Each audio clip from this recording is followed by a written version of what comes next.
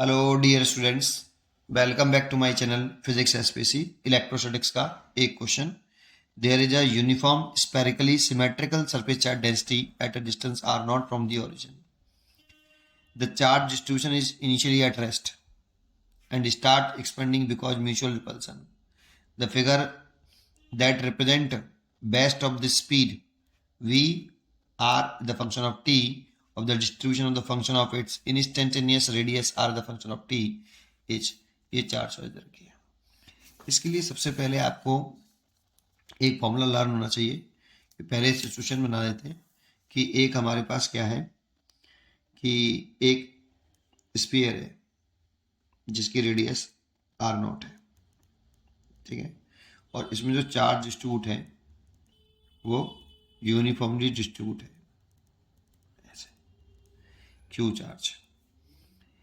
शुरुआत में ये चार्ज जो है ये रेस्ट में है, शुरुआत में ये रेस्ट में है, इनिशियली ये रेस्ट में क्वेश्चन में बोला है the charge distribution initially at rest, ठीक है।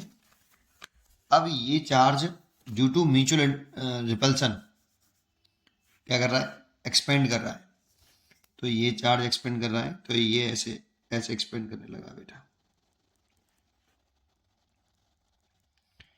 और किसी इंस्टेंट पर टाइम पर इसकी रेडियस लेट कर लो किसी इंस्टेंट टाइम पर, क्योंकि वो कंटिन्यूसली एक्सपेंड कर रहा है तो किसी इंस्टेंट एक पर्टिकुलर टाइम पर उसकी रेडियस आर है।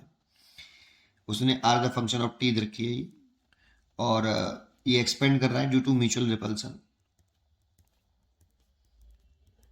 इनके बीच में रिपल्सन हो रहा है और ये एक्सपेंड कर रहा है। मान लो यूनिफॉर्मली एक्सपेंड कर रहा है, इसलिए इसकी स्पीड ऐसे दिखा देते हैं, ऐसे ये ऐसे एक्सपेंड कर रहा है। मान लो ये दे रखा है v r is a function of t, ऐसे इसको थोड़ी देर के लिए मैं वी लेट कर लूंगा। अब इसमें जो फॉर्मूला लग रहे हैं यूज हो रहे हैं वो पहले थोड़ा सा पता होना चाहिए कि जैसे अगर मेरे को ये चार्ज है क्यू,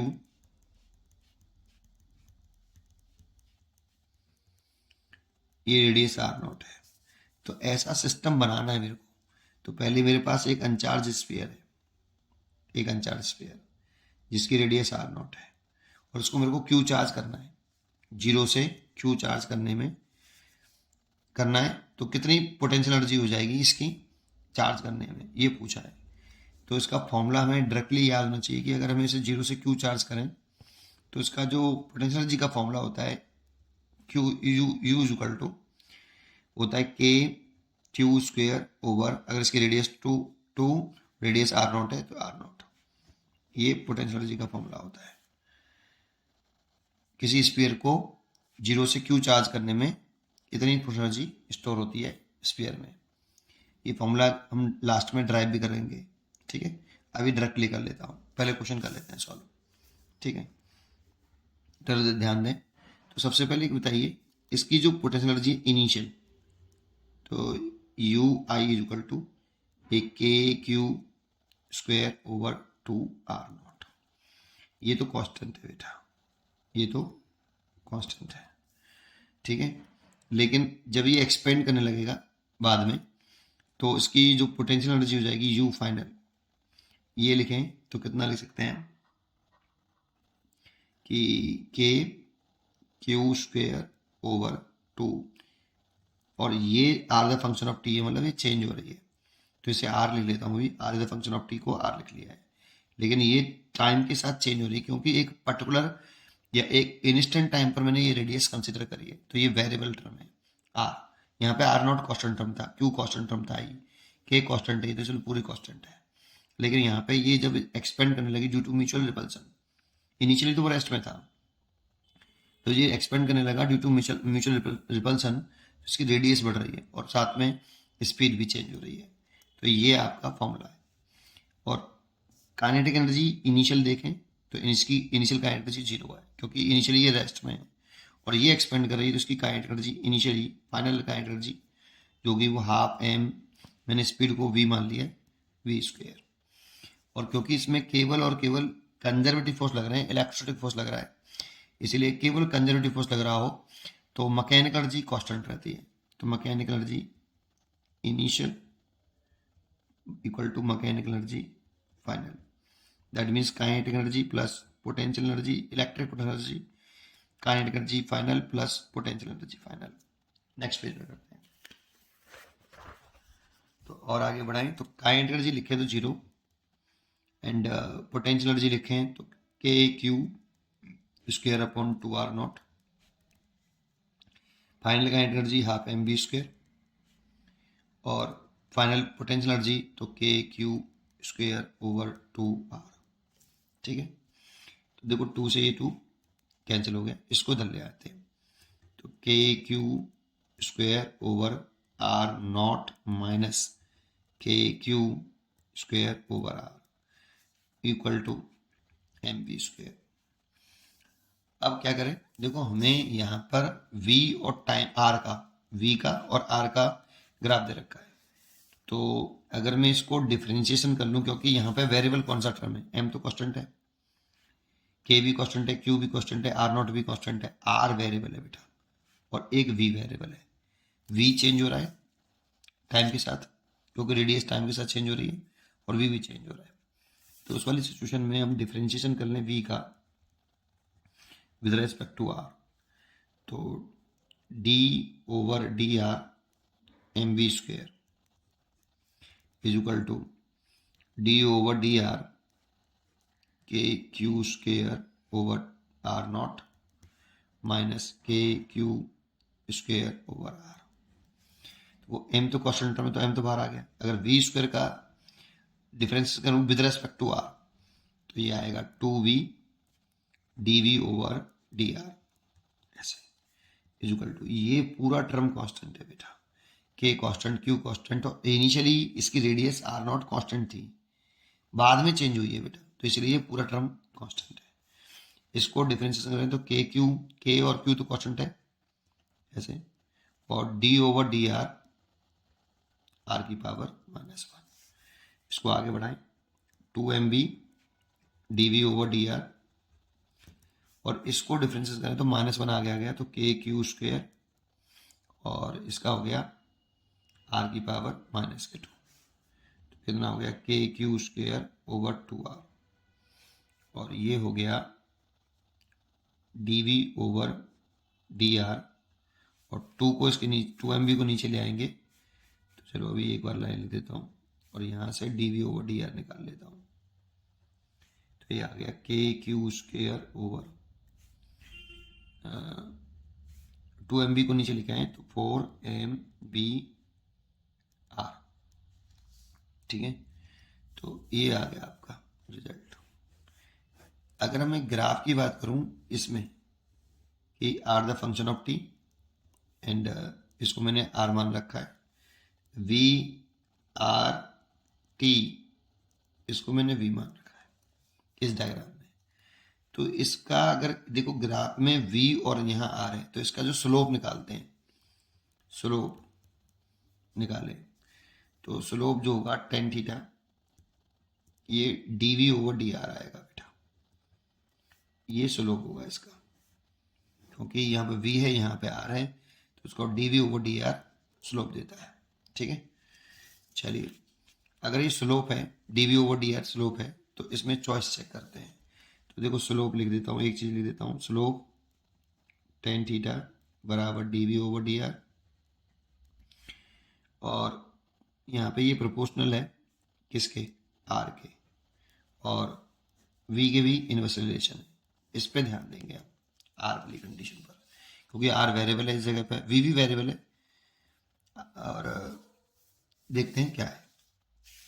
तो सबसे पहले हमारा जो फिगर दे रखा है इसमें एक चीज़ और देखो, ये जो dv ओवर dr अगर स्लोप है, ये पूरा अगर स्लोप है देखो के Q square over 4m v r, अगर ये स्लोप है तो ये पूरा पॉजिटिव है. सबसे एक पॉइंट हमारा काम का ही है, ये स्लोप tan थीटा कैसा है यहाँ पे पॉजिटिव है. ठीक है, नेगेटिव नहीं है स्लोप बेटा. तो पहला वाला फिगर तो साफ दिख रहा है, इसमें स्लोप ही नेगेटिव है. इस जगह पे देखोगे अगर इस वाले पॉइंट पर तुम एक छोटा सा टेंजेंट ड्रॉ करोगे ऐसे ये, तो इस जगह पे देखोगे तो स्लोप आपका जो है theta is equal to obtuse angle है यहाँ पे, तो टेन थीटा जो आएगा ये नेगेटिव आएगा। और इसमें हमारा जो दे रखा है इसमें स्लोप पॉजिटिव है, स्लोप पॉजिटिव नेगेटिव है ही नहीं, तो स्लोप पॉजिटिव है, इसीलिए ये वाली बात तो गलत ही हो गई पूरी तरीके से। अच्छा, दूसरी बात,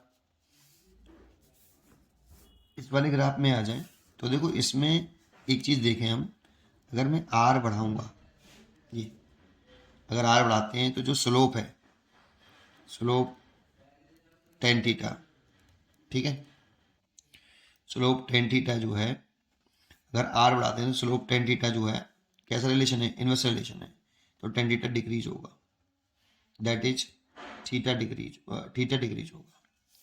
लेकिन इस वाले केस में अगर हम देख रहे हैं कि आर बढ़ रहा है तो उसमें स्लोप बढ़ रहा है, यहाँ पर स्लोप कम है और इस जगह पे पहुंचे तो स्लोप बढ़ गया। देखो आपका इसमें थीटा इतना था और इस वाले केस में थीटा देखें तो इतना हो गया, तो स्लोप बढ़ रहा है। आर बढ़ने पर इसमें टेन थीटा बढ़ रहा है, जबकि हमारा ये रिलेशन कह रहा है कि आर बढ़ने पर, आर बढ़ेगा तो टेन थीटा घटेगा, इनवर्स रिलेशन है, लेकिन इसमें बढ़ रहा है, इसीलिए ये भी गलत है। इसमें भी सेम कंडीशन है कि इसमें इस जगह पे स्लोप देखें तो ये ऐसे है, दैट मीन्स थीटा कम है, और इस जगह पहुँचे तो इस जगह पे स्लोप देखें तो वो इस तरह से है, मतलब थीटा बढ़ गया है। तो इसमें भी आर बढ़ने पर, जैसे जैसे हम इधर की तरफ आ रहे हैं तो आर बढ़ रहा है, तो आर बढ़ रहा है तो थीटा भी बढ़ रहा है बेटा, टेन थीटा भी बढ़ रहा है, जबकि हमारा रिलेशन ऐसा नहीं कह रहा।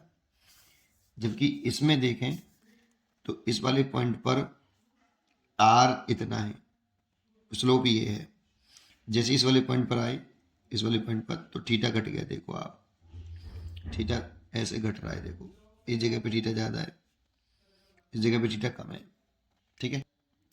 और अगर हम और ऊपर जा रहे हैं तो इस जगह पे जा रहे हैं तो इस जगह पर ये ऐसे टेंजेंट ड्रॉ करें तो इस जगह पे थीटा ही जीरो हो गया। क्या इसमें है ऐसा? क्योंकि आर अगर हम इन्फाइनाइट रख दें तो इस वाली कंडीशन में टेन थीटा जो आएगा वो जीरो आएगा, दैट मीन्स थीटा जीरो हो जाएगा।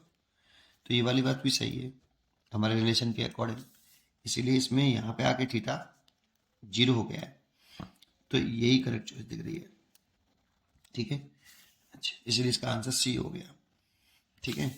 अच्छा, दूसरी बात, अगर आपको इसका प्रूफ देखना है, डेरिवेशन, कि ये कोई, मेरे को एक ऐसा सिस्टम बनाना है कि इसको चार्ज करना है, जीरो टू क्यू, अनचार्ज अभी, उसे जीरो से कैपिटल क्यू चार्ज करना है, तो हम इन्फिनिटी पे चले जाते हैं, क्योंकि इन्फिनिटी पर हम रेफरेंस पॉइंट मानते हैं और उसकी इनिशियल एनर्जी जीरो मानते हैं, वहाँ पर इनिशियल एनर्जी जीरो होती है। अब हम यहाँ से तोड़ तोड़ के चार्ज ला रहे हैं, पहले डी क्यू चार्ज लिया है, फिर D Q charge, D Q charge, तोड़ तोड़ के छोटा चार्ज लेके आ रहे हैं, और लाते लाते लाते लाते किसी इंस्टेंट टाइम पर लेट कर लेते हैं कि ये चार्ज है वो क्यू है, किसी इंस्टेंट टाइम पर इस पर चार्ज कितना है, स्मॉल क्यू, लाते गए किसी इंस्टेंट टाइम पर इस पर चार्ज क्यू हो गया। अब इसका नेक्स्ट चार्ज लेके आ रहे हैं हम, कितना, D Q, small charge D Q. इसे लाने में एक्सटर्नल एजेंट को कितना वर्क करना पड़ेगा, तो डी डब्ल्यू is equal to moving charge d को लिखते हैं और final potential difference minus initial potential लिखते हैं, है ना। ये वर्डन का फॉर्मूला होता है, ये एक्सटर्नल एजेंट द्वारा किया गया वर्डन है ये ऐसे। तो मूविंग चार्ज तो डी क्यू हो गया, इनिशियल पोटेंशियल देखें तो फाइनल पर जीरो मानते हैं, फाइनल देखें इस सरफेस पर लेके आए तो ये फाइनल पोटेंशियल हो गया। और ड्यू टू स्क्यू चार्ज की वजह से स्फेरिकल बॉडी है, सरफेस पर पोटेंशियल देखते हैं तो सरफेस पर जो पोटेंशियल होता है वो के क्यू ओवर आर नॉट होता है, चार्ज स्मॉल क्यू है, इसलिए स्मॉल बर्डन हो गया डी क्यू के क्यू ओवर आर नॉट। ये D W external, small D Q charge को लाने में इतना वर्क करना पड़ा। अब जैसा कि हम जानते हैं कि जो डी यू होता है, change in potential energy, minus के वर्डन बाई कंजर्वेटिव फोर्स होती है, लेकिन इस चार्ज को बहुत स्लोली लेके आते हैं, इतना स्लोली लेके आते हैं कि change in kinetic energy zero रहे, दैट मीन्स एक्सेलरेशन जीरो रहे। तो उस वाली कंडीशन में वर्क एनर्जी थ्योरम से अगर change in kinetic energy zero है तो D W conservative plus D W external और equal to change in kinetic energy तो जीरो, तो डी डब्ल्यू सी माइनस के बराबर डी डब्ल्यू एक्सटर्नल। तो इस डी डब्ल्यू माइनस के सी की जगह पे हम डी डब्ल्यू एक्सटर्नल ले सकते हैं। तो डी डब्ल्यू बराबर डी डब्ल्यू एक्सटर्नल। और अगर ये हमें दे रखा है कितना, K Q D Q over R nought. अब इसका अगर हमें इंटीग्रेशन कर दें बोथ साइड का, तो इसमें तो लिमिट लिखेंगे 0 टू, ये तो 0 टू कैपिटल क्यू चार्ज, क्योंकि आर नोट तो कॉन्स्टेंट है, आर नोट तो चेंज नहीं हो रहा बेटा, है ना। और इस क्वेश्चन ये डेरिवेशन कर रहा हूँ बेटा, मैं मान के चल रहा हूँ कि स्फीयर कांस्टेंट है आरडीएस का, उसे चार्ज करना है 0 टू क्यू, तो चार्ज वेरिएबल है 0 टू क्यू, है ना। और जब चार्ज इस इनिशियल पोटेंशियल 0 थी यहाँ पे, जब यहाँ पे ले आएंगे इस चार्ज को, पूरे चार्ज को, तो कितनी पोटेंशियल हो जाएगी वो निकालना है। तो उस वाली कंडीशन में डी यू का कंडीशन तो करेंगे तो यू हो जाएगा, और इसमें से के आर नॉट बाहर आ जाएगा, और क्यू डी को कंडीशन करेंगे तो क्यू स्क्वायर बाई 2, और लिमिट लिखेंगे 0 टू क्यू। तो जो पोटेंशियल आएगी यू बराबर वो आएगी आपकी, क्यू की वैल्यू पुट कर देंगे तो k capital q square over 2 r naught. इतनी, इसे सेल्फ पोटेंशियल एनर्जी कहते हैं। ये कोई पॉइंट चार्ज नहीं है, ये एक स्फीयर को चार्ज करने में कितना हमने वर्क किया एक्सटर्नल एजेंट ने, और वो स्टोर हो गया एज अ पोटेंशियल एनर्जी। इतनी होती है वो फॉर्मूला। पढ़ते रहिए और खुश रहिए। Thank you.